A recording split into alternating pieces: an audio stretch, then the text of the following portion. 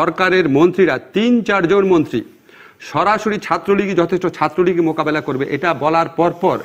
বাস ভর্তি করে সারা ঢাকা শহরে টোকাই ছাত্রলীগ এবং ঢাকা ইউনিভার্সিটির ভিতরে ছাত্রলীগগুলো মিলে আমার ইউনিভার্সিটিতে আমাদের সামনে মেয়ে শিক্ষার্থী, ছেলে শিক্ষার্থী কোটা সংস্কার আন্দোলনের সবাইকে নির্বিচারে যে লাঠিপেটা রামদা নিয়ে আঘাত করা হয়েছে, যে গুলি করা হয়েছে বিভিন্ন বিশ্ববিদ্যালয়ে, আপনি ছবি দেখেছেন, এটা যে কোনো বিচারে গুরুতর ফৌজদারি অপরাধ।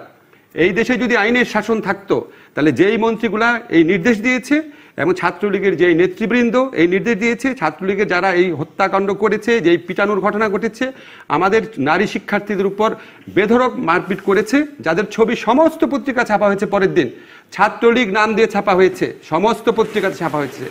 আমি যতগুলো 7-8টা পত্রিকা আছে সমস্ত পত্রিকা তাদেরকে ছাত্রলীগ হিসেবে আইডেন্টিফাই করা হয়েছে এবং মন্ত্রীরা যে নির্দেশ দিয়েছে ছাত্রলীগকে দমন করার, তাদেরকে উপযুক্ত জবাব দেওয়ার। এবং একজন মন্ত্রী বুলেটের কথাও বলেছেন, আপনার মনে আছে নিশ্চয়ই, নাম নিচ্ছি না আমি কারোর ব্যক্তিগত শত্রুতা করতে এখানে আসি নাই।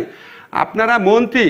আপনারা একটা ছাত্র সংগঠনকে নির্দেশ দেন যে কোটা সংস্কার আন্দোলনকারীরা নিজেদেরকে রাজাকার বলেছে, এদেরকে দমন করে, এদেরকে নিপীড়ন করে, তারপর তারা লাঠিসোঁটা নিয়ে, রামদা নিয়ে,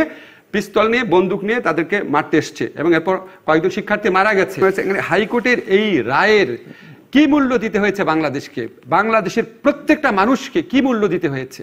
কত মানুষ মারা গেছে, কত মানুষ